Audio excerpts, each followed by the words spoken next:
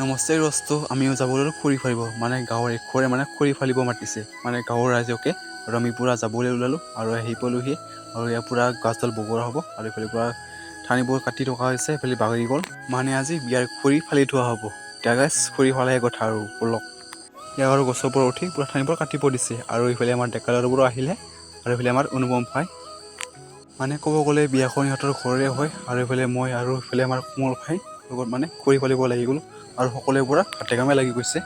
এই দেখিছেনে পূৰা নাৰিকল পাতৰ চামুচ বনোৱা হৈছে, মানে লাও আৰু বুট বনোৱা হৈছে, তাকে খাবলৈ চামুচ বনোৱা হৈছে।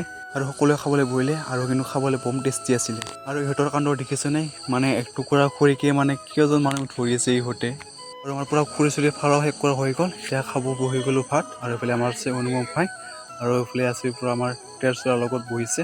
আৰু এইফালে মই মানে এতিয়া ভাত খাব লাগে আৰু জল্দি, মানে দেৰি কৰি লাভ নাই আৰু মানে ভোকো লাগিছে। ভাতৰ লগত আছে পূৰা খাবলৈ গাহৰি খোৱাহে কথা। বৰষুণত বেয়াকৈ ভিজিলোঁ, মানে বৰষুণ নাহিব বুলি ভাবিছিলোঁ কিন্তু বেছিকৈ আহিলে। মানে ভাত খাই থাকোঁতে কেনেকৈ বৰষুণ পৰিছিলে। আৰু এইফালে মোৰ গুৰুকেইটাও ভিজিলে আৰু ময়ো ভিজিলোঁ।